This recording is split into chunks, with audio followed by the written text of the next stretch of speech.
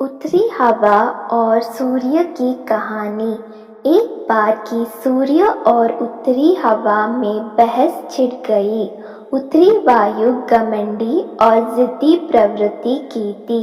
उसे अपनी शक्ति पर बड़ा अभिमान था। अक्सर वह प्रचंड वेग से बहती और पेड़ों को उखाड़ फेंकती, घरों को गिरा देती, खेतों में खड़े फसल बर्बाद कर देती थी। उसमें उपस्थित अथरथा झीलों और नदियों की पानी को जमा देती।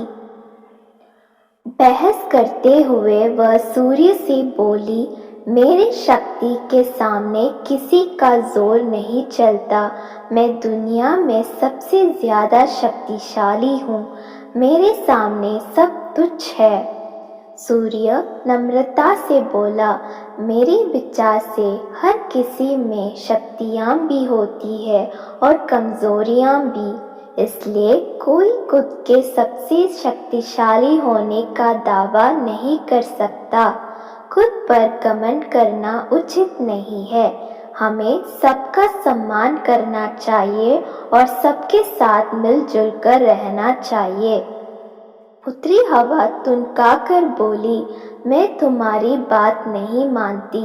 मैं सबसे ज्यादा शक्तिशाली हूँ और ये मैं तुम्हें साबित करके दिखाऊंगी। ऐसी बात है क्या? तो अपनी ताकत साबित करने के लिए तैयार हो जाओ। नीचे देखो, धरती पर एक व्यक्ति दुशाला ओढ़े पैदल जा रहा था।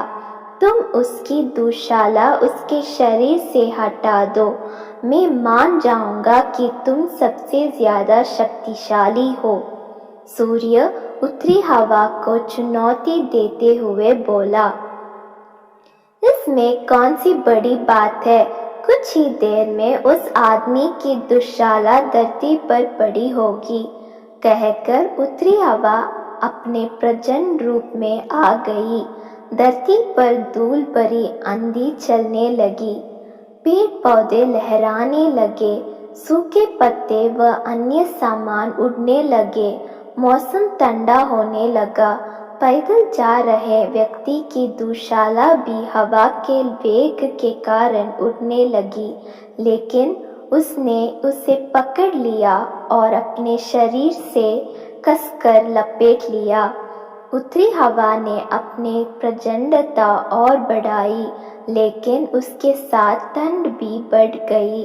व्यक्ति ने अपनी दुशाला और कसट कर लपेट ली। बहुत प्रयासों के बाद भी उत्तरी हवा उसके शरीर से दुशाला हटा नहीं पाई। तब सूर्य बोला, अब तुम देखना कि कैसे ये व्यक्ति खुद ब खुद अपनी दुशाला उतार देगा। सूर्य ने अपना ताप बढ़ाने शुरू किया। तापमान बढ़ते ही धरती पर जा रही व्यक्ति को गर्मी लगने लगी।